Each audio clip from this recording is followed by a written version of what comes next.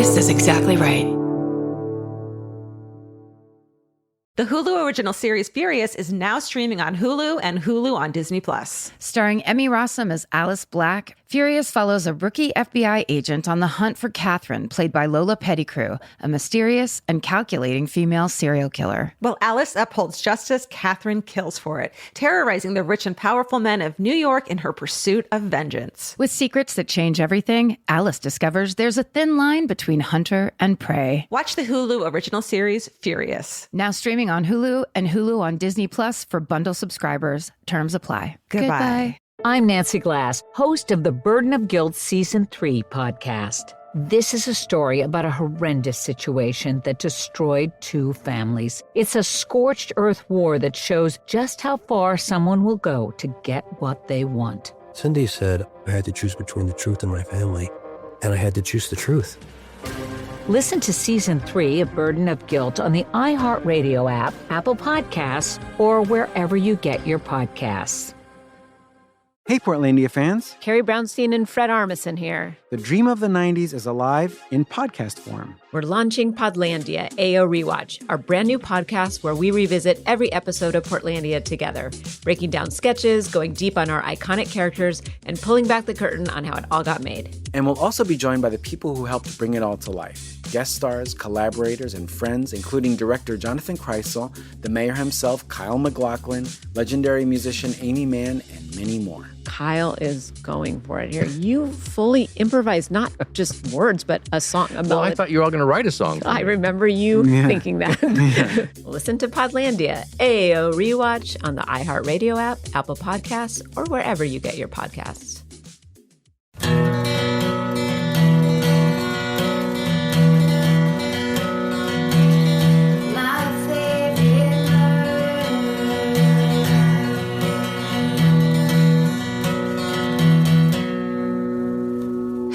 Hello.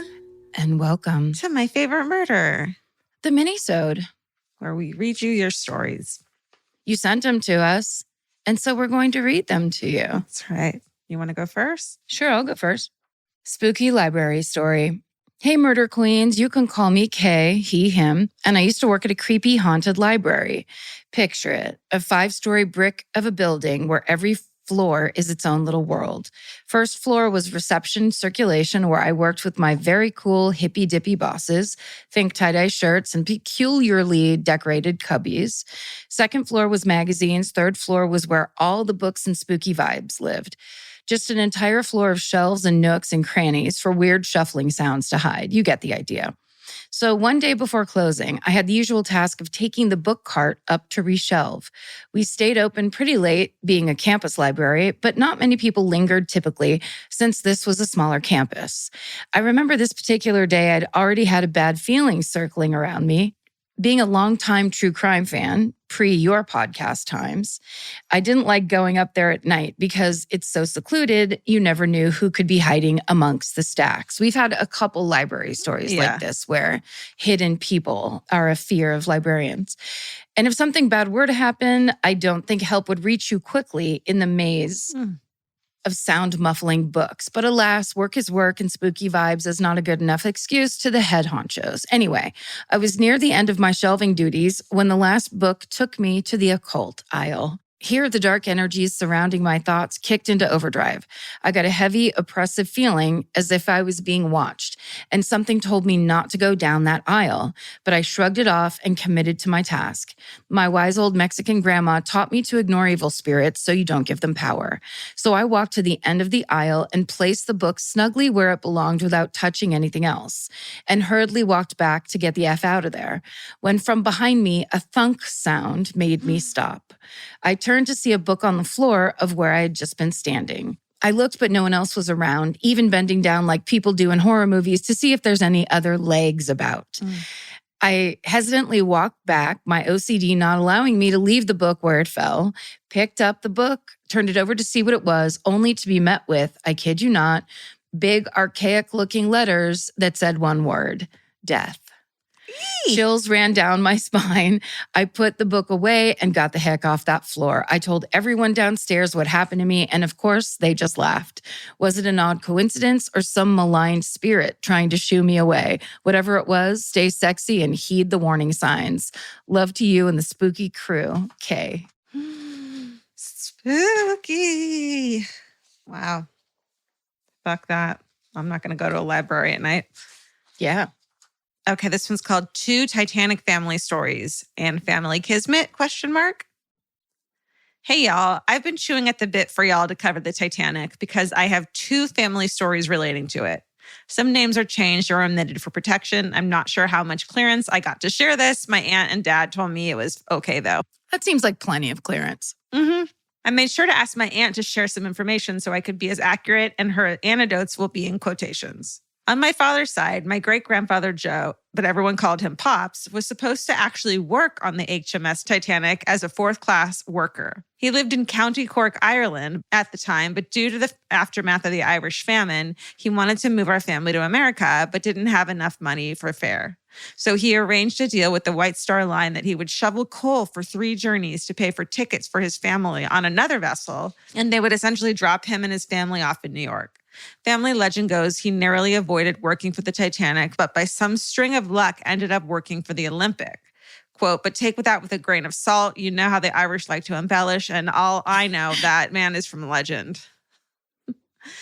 Unknown to Joe's family, but as he was shoveling coal to pay for his family's fare to America on the Olympic, 1 ship away and 4 stories up in the Titanic's first class was the ancestor of another family member.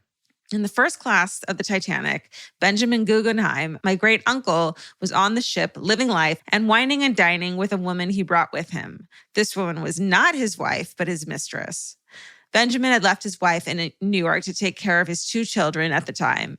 Quote, he notably dressed in his fine dining along with Mr. Rockefeller and drank fine bourbon until he went under. Additionally, my grandfather Joe, making the journey 3 times, was actually very common for workers to earn passage, as I have found from my own research and experience at the Titanic Museum. Once he was in New York, they became citizens and soon moved to New Jersey, where many years later, a descendant of one of Benjamin Guggenheim met my aunt and got married. Oh. Crazy to think how years ago that the coal shoveler and the first-class passenger families would have come together. My aunt and the descendant didn't work out, but they had 2 awesome kids that are my older cousins who I love dearly, and I'm always so happy to see what they accomplish in life. Thank you so much if you read this. I hope you all had a great day, and thank you for being the voices in my head while I get my master's in biological ecology. Much love, Emma, she, they. I mean, what a historied past Yeah. Emma has. Double the Titanic. All over that Titanic. That's right. Stem to stern, as they might say in shipping, in the shipping circles. I'm Nancy Glass, host of the Burden of Guilt Season 3 podcast.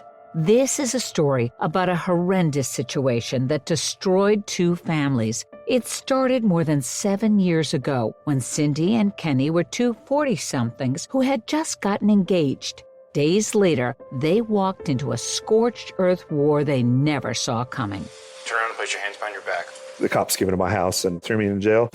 And to Cindy's surprise, her fiancé, Kenny, was charged with abusing one of her children. I never once doubted Kenny, and I always doubted the accusation. On Season 3 of Burden of Guilt, you'll hear a story about the lengths someone will go to in order to get what they want. This case has got to be one of the most despicable. Listen to Season 3 of Burden of Guilt on the iHeartRadio app, Apple Podcasts, or wherever you get your podcasts. Joy is essential, and it's also elusive. But now, there's a new and exciting way to start your journey toward a more joyful existence. Joy 101. If you're craving inspiration, support, and useful tools to maximize your joy, tune into these candid, uplifting, and moving on-air chats. Listen to Joy 101 with Hoda Kotb starting June 10th on the iHeartRadio app, Apple Podcasts, or wherever you get your podcasts. There was no anything inside those eyes. They turned black. It scared the hell out of me. People, wake up. I'm the one that saw the murder take place by Krivek and DePippo. Anthony DePippo showed no signs of remorse, appearing unfazed after being sentenced to the maximum. I said, I'm not guilty. I'll take it to the grave. Listen to The Devil's Quarry in the Bone Valley feed on the iHeart Radio app, Apple Podcasts, or wherever you get your podcasts.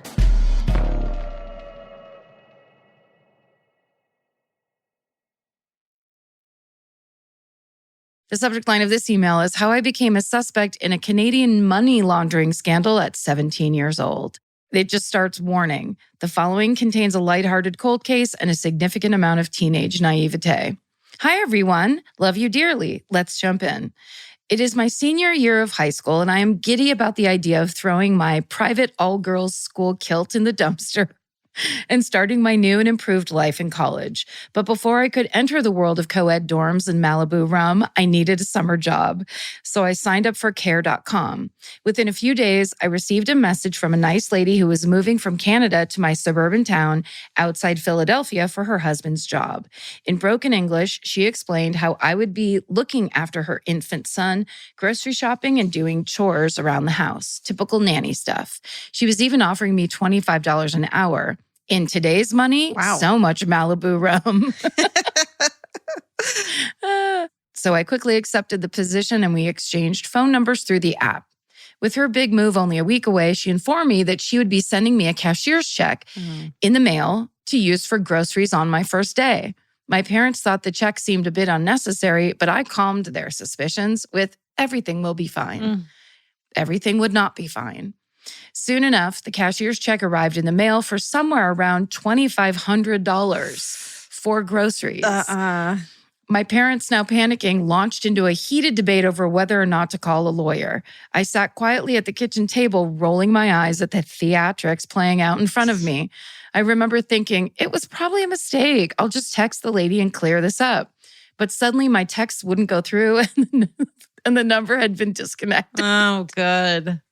The next day, I came home from another uneventful day of high school to a police officer standing in my kitchen.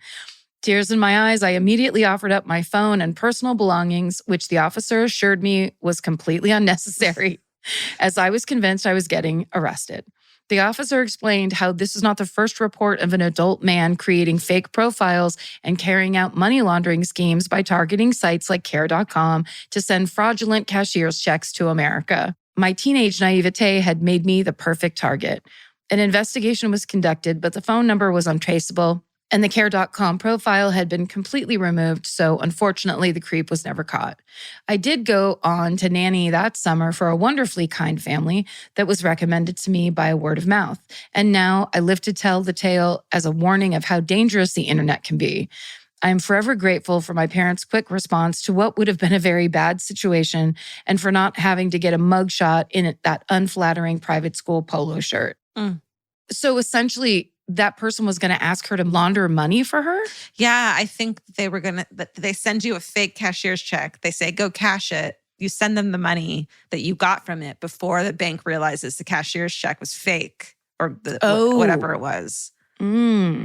So you get screwed and you're up, you have to pay back the money. You're the one that actually did the crime. Exactly. Yeah. Yeah, and you owe the money. Thank you for everything you do. I get that co-ed dorm and cheap alcohol giddiness every time a new season is every time a new episode is released. Stay sexy. And when you get involved in a Canadian money laundering scandal, call your parents. Love, CP. Man, it's so easy to get wrapped up in a scam like that. It's just, you don't even think twice about it. I remember when I was looking for apartments once and there was just this one that was so good. And now looking back, too good to be true. But it was like, we just need your social security. We're just going to do a background check on you now because we love you. And I needed the apartment so badly, I almost said, okay. And a friend was like, don't fucking, I would have never even thought twice about it. Right. Yes. Yeah. And then your parents or your smarter friend comes in and is like, don't do that. I also I'm sure I watched a TikTok, but somebody said, if somebody is trying to get you to do something like that quickly, like they're like, do it right now, you have to do it now. Yeah. That's how you know they're scamming you somehow. Because if it's like, okay, I'll get you my social security number tomorrow. Right. And they would be fine with it if it wasn't. Well, you never give anyone your social security number, Right. but it's like, but if you can put it off a couple days and they're still normal, then at least they're not scamming you right this second. Rushing you. This one's called I Promise I Didn't Make This Up. This is actually a true crime one. Greetings, MFM family. For over a year now, I've been thinking about what I might be able to contribute to hometowns. And oh boy, when this story hit me as an idea, it was more exciting than Christmas morning. Buckle your seatbelts, everyone. I grew up in a little Cascade Range mountain town called North Bend, located 25 miles east of Seattle. The town itself is tucked into a valley between Mount Si and Rattlesnake Mountain. It's a pretty damn touristy town. Many city dwellers come to hike up to Rattlesnake Ledge or gawk at Tweed's Cafe, the famous cafe featured in the show Twin Peaks. If you're familiar with Twin Peaks from the early 90s, it was filmed right here in North Bend, Washington. When I tell people I'm from North Bend, I'll often get the response, "Oh, so you're from Twin Peaks?" And I just say yes. Mm-hmm. Back in April of 2012, news came out that a woman, her daughter, and their dog were murdered in their home, which was then set on fire.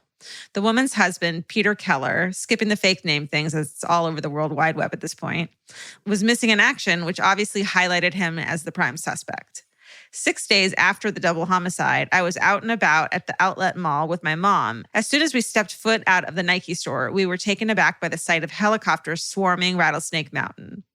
To tack on to the recent news that had already shook our town to its core, information was released that Peter Keller was found dead on Rattlesnake Mountain. A crew of SWAT team members and local deputies found his body in an underground bunker where he fled right after murdering his family and igniting his house. He took his own life with a shot to the head. You're probably wondering what the hell is up with this bunker. To spice up the story even more, turns out Peter Keller constructed it to serve as a shelter and protecting him from the end of the world. Reports say it took him at least 8 years to build. Connecting some dots here, this event all occurred in 2012, which is a year that many people believe to be the end for all of us. With that being said, I'm going to take a guess that the timing on this horrific acts were intentionally aligned with the whole 2012 Armageddon theory. Yeah. This man literally stored food, guns, survival supplies, and a buttload of cash all in his shack that he built into the ground. It was said that he planned this entire series of events years before he took initial action in killing his family. Can you imagine 8 years waiting and knowing you're going to kill your family?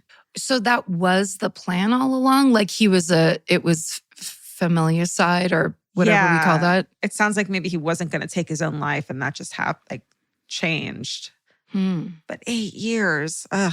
I was a freshman in high school at this time and was 5 years younger than Peter's daughter, Kayleen. I did not know her or his wife myself, but some of my peers did. It was quite eye-opening to see individuals around me that were personally affected by this tragic story. Stay sexy and don't underestimate those fearing the end of the world, Amanda.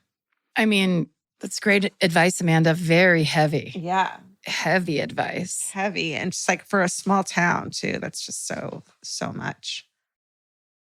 I'm Nancy Glass, host of the Burden of Guilt Season 3 podcast. This is a story about a horrendous situation that destroyed 2 families. It started more than 7 years ago when Cindy and Kenny were 2 40-somethings who had just gotten engaged. Days later, they walked into a scorched earth war they never saw coming. Turn around and place your hands behind your back. The cops came into my house and threw me in jail. And to Cindy's surprise, her fiancé, Kenny, was charged with abusing one of her children. I never once doubted Kenny, and I always doubted the accusation. On Season 3 of Burden of Guilt, you'll hear a story about the lengths someone will go to in order to get what they want. This case has got to be one of the most despicable. Listen to Season 3 of Burden of Guilt on the iHeartRadio app, Apple Podcasts, or wherever you get your podcasts. In the middle of the night, Saskia awoke in a haze. Her husband Mike was on his laptop. What was on his screen would change Saskia's life forever. I said, I need you to tell me exactly what you're doing. And immediately, the mask came off. You're supposed to be safe. That's your home. That's your husband. Listen to Betrayal Season 5 on the iHeartRadio app, Apple Podcasts, or wherever you get your podcasts. Joy is essential, and it's also elusive. But now, there's a new and exciting way to start your journey toward a more joyful existence. Joy 101. If you're craving inspiration, support, and useful tools to maximize your joy, tune into these candid, uplifting, and moving on-air chats. Listen to Joy 101 with Hoda Kotb starting June 10th on the iHeartRadio app, Apple Podcasts, or wherever you get your podcasts. Okay, here's my last one. The subject line is short and sweet grandma behaving badly. Dear girls on my murder podcast, I've been sitting on this story for a while, and since you asked for bad grandparent stories, I figure now is the time. My step-grandpa, Dell, had one brother, John, and that brother had a daughter, name unknown, so we'll call her Jill. When Jill was around 12, she died in a house fire. She was buried in a cemetery. A few years later, her father, John, dies in a car accident. He wanted to be cremated, but his ex-wife knew he would want to be with his young daughter as well. So one night, my grandma, Arlene, step-grandpa, and the brother's ex-wife snuck into the cemetery. They dug a little hole near her plot and buried the cremated remains. Wow. I must have looked horrified because my grandma said, it's not like we dug up her grave and we put the grass back to make it look like we didn't dig a hole. And then just the sign off is stay sexy and don't dig up graves. Oh my God. Crystal. Pretty sure it's illegal to dig a hole in a cemetery. Yeah, they don't want be. Just people going in there and making adjustments on their own. They frown upon that.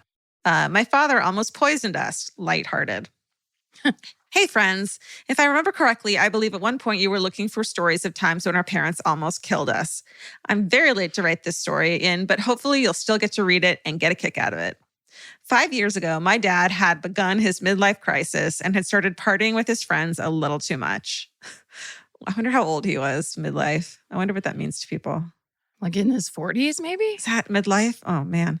It is. Once after a heavy night of drinking, my dad returned early that morning and decided that he would make the whole family a big breakfast. Drunk big breakfast. He worked hard in the kitchen, making his girls a delicious breakfast of hash browns, bacon, eggs, and of course, pancakes. Dad had always taken pride in making his pancakes from scratch rather than from a box. Of course, no judgment to those that prefer the mix from a box. Thank you. That's me. I didn't even realize you could make them from scratch. Like, I was just like, sorry, wait, how else would you make them besides just dumping out some Bisquick? Oh, yeah. Well, just flour, baking soda, baking powder. Okay. That's all the box is, really, right? And it's just pre-mixed. Got it. Dry ingredients, yeah. But I couldn't do it if you asked me. It seems very scary to me. When breakfast was ready, my sister was the first to excitedly dish up. As my sister sat down and began feasting on her food, she looked at my mom, concerned, and told her that her pancakes tasted weird. The pancakes taste clean, she stated. Oh. We all gave a confused look to my dad, who assured us, that's just this new vanilla I'm trying out. My sister shrugged her shoulders and continued eating not one, but 2 pancakes. I then started to dish myself up, and as I went to the fridge to grab some ketchup and maple syrup, I noticed a bottle of Pine Sol on the shelf in the refrigerator. No. Why is the Pine Sol in the fridge? I asked. We all looked around confused at each other. Our confusion quickly turned to concern when it finally clicked. My dad had mistakenly grabbed the bottle of Pine Sol instead of the cooking oil. Same bottle. Totally fucking looks the same. I wonder if those are literally like the same bottle from the same factory. Manufacturer? Maybe, and it's the same color too, like a yellowish.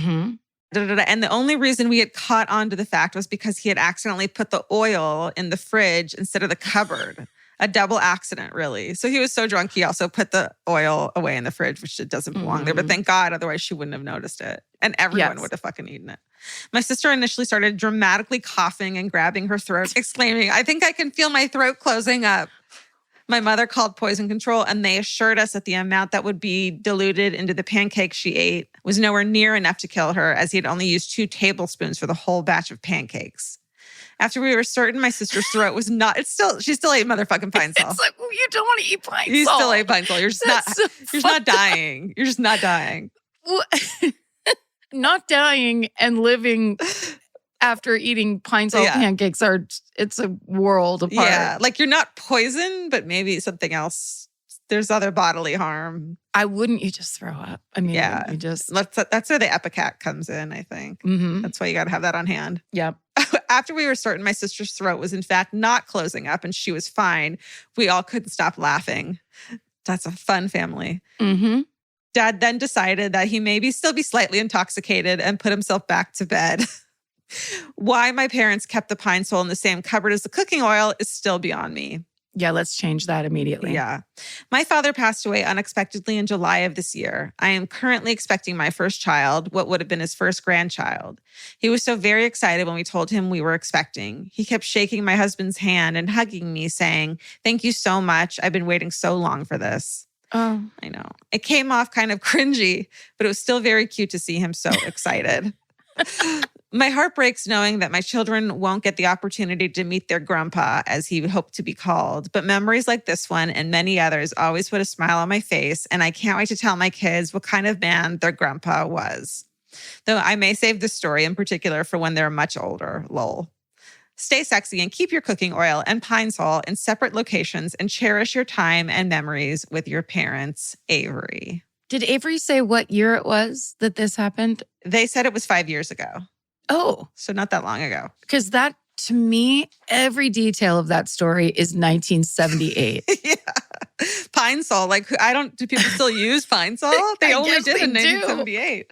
I think this would be an amazing commercial for pine sol because it's been a stalwart cleaning item for 250 years, it seems like. Yeah. And it doesn't kill you if you eat some. That's right. You'll be fine. And it'll Put make it in the commercial. It'll be a good family legend to talk about some point too. These pancakes taste clean. They taste clean, like lemony. Isn't pine sol lemony? Ew. It's piney. It's piney. Oh my God. Send us your stories about when you almost got poisoned and it didn't actually happen. Or you did get poisoned, but everything was okay. Or your dad either did an amazing breakfast or the worst breakfast of all time. Because dad's doing I'm going to cook Sunday morning breakfast can be a real event. How about drunk parent stories? We have drunk kid stories. Let's do drunk parent stories. Let's absolutely... Well, you know what? I'll start it off. The one that me and my sister love the most, and it just happened very recently, within the last 5 years, was my dad and my sister were it was some family party. Maybe it was a wedding, so we didn't know half the people there. And at one point, my sister and my dad went to leave. And of course, my dad loves to drink with his family and brothers. So he's pretty buzzed, but not he can still speak and he's, walking on his own. He's just a drinker. And they get into this elevator and there's a woman on the elevator with big jangly bracelets and huge earrings and a really printed outfit, a real outfit. Yeah. And my dad walks it up to the elevator, stares at her and goes, "Are you Dutch?" I thought you were going to say Stevie Nicks or something like that. Are you Dutch? Where does it even come from? I have no fucking idea. My sister said she was so embarrassed. And so then they were entering the elevator. Then they had to ride the elevator with the Dutch lady. Oh, embarrassing drunk parents. Please send us your stories at myfavoritemurder@gmail.com. And stay sexy. And don't get murdered. Goodbye. Elvis, do you want a cookie?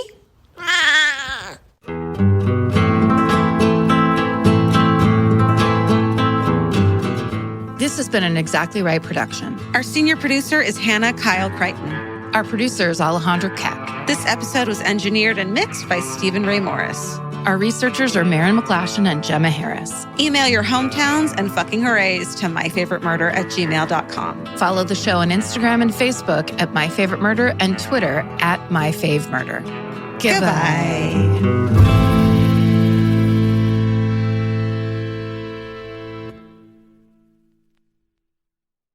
I'm Nancy Glass, host of the Burden of Guilt Season 3 podcast. This is a story about a horrendous situation that destroyed 2 families. It's a scorched earth war that shows just how far someone will go to get what they want. Cindy said I had to choose between the truth and my family, and I had to choose the truth.